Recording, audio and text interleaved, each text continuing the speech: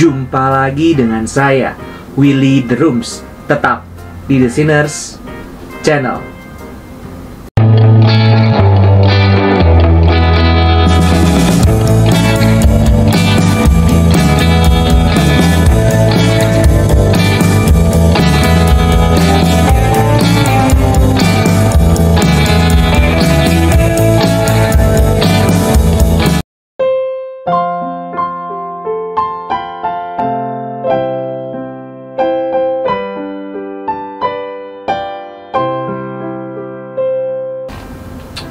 Video ini adalah lanjutan dari video yang pernah saya buat di bulan Mei mengenai menarik tapi palsu, the behind of manga.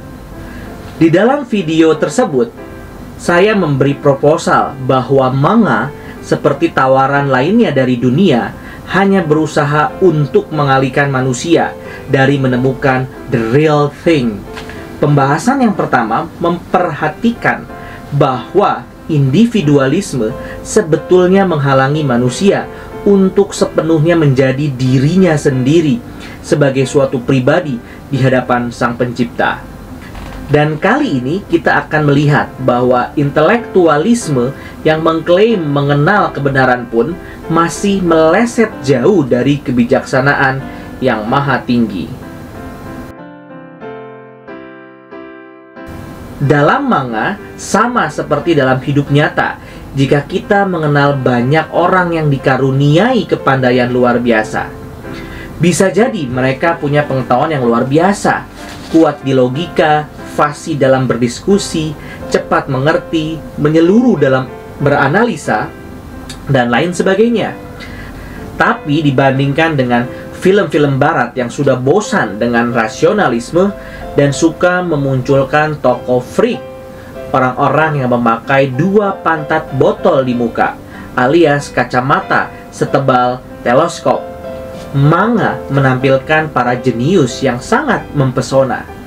Mereka bisa muncul dalam berbagai bungkusan: anak sekolah yang polos dan baik hati, ilmuwan dari pihak antagonis yang merebut simpati kita, sang penasehat yang murah senyum, atau si pendiam yang misterius, dan lain-lain sebagainya. Susah untuk menemukan cacat celah pada diri tokoh-tokoh ini. Sementara tidak semua orang ingin lain sendiri, atau penuh perasaan, atau dikejar-kejar lawan jenis maupun sesama jenis. Saya belum pernah menemukan ada orang yang tidak ingin pintar. Dalam berbagai masalah, satu keluhan yang sering sekali muncul adalah, aduh, HP saya bodoh sih.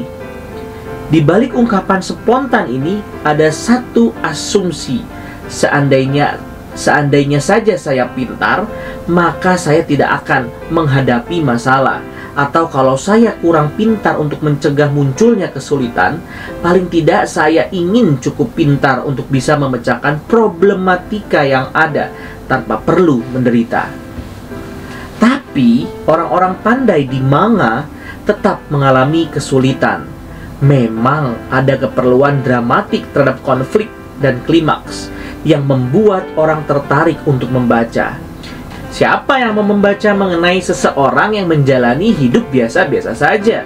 Tiap hari bangun pagi dengan bahagia, pergi ke sekolah atau bekerja dengan bahagia, pulang dengan bahagia, bertemu dengan teman atau keluarga dengan bahagia, begitu seterusnya. Menyebutkan kalimat terakhir ini saja, saya malas, apalagi Anda yang menyimaknya.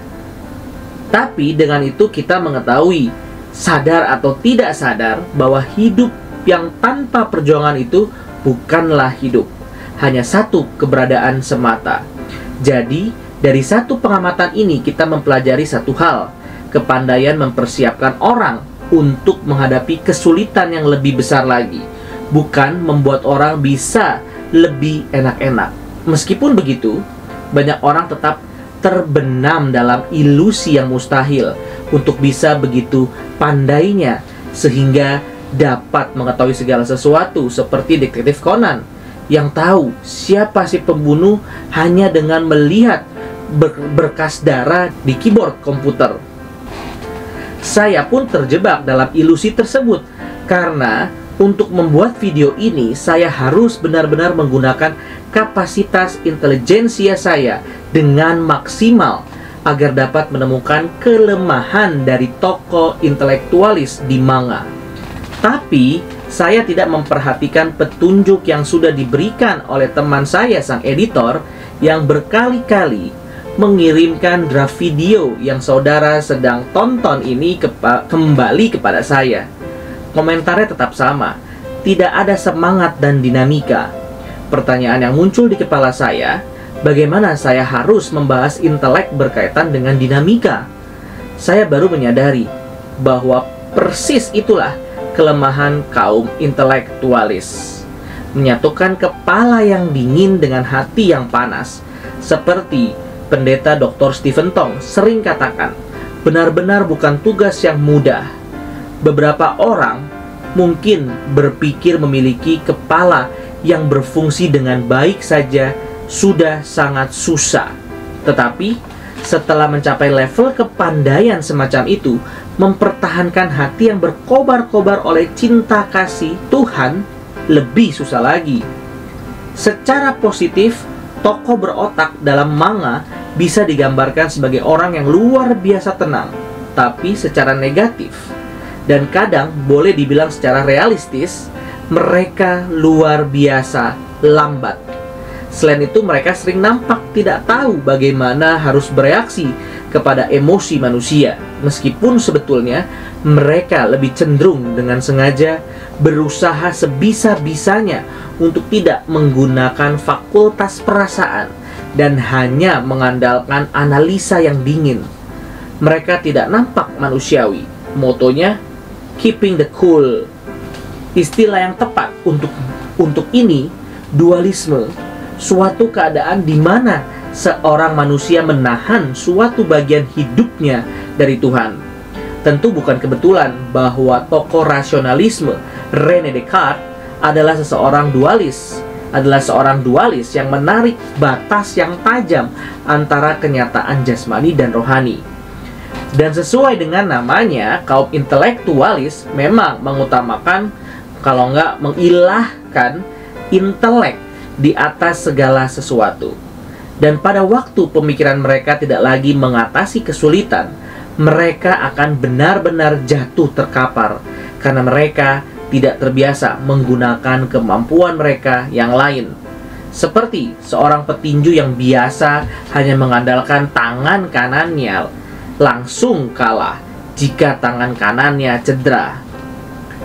Dualisme ini juga yang menjadi penyebab kenapa banyak orang Kristen, terutama orang Reform, dengan perhatian yang cukup banyak dicurahkan kepada intelek, bisa menjadi begitu apatis.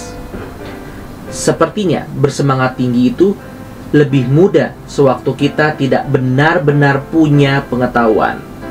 Memang ini fenomena yang sangat umum, tapi kita harus sadari, ini sama sekali bukan cara seorang anak Tuhan maju berperang.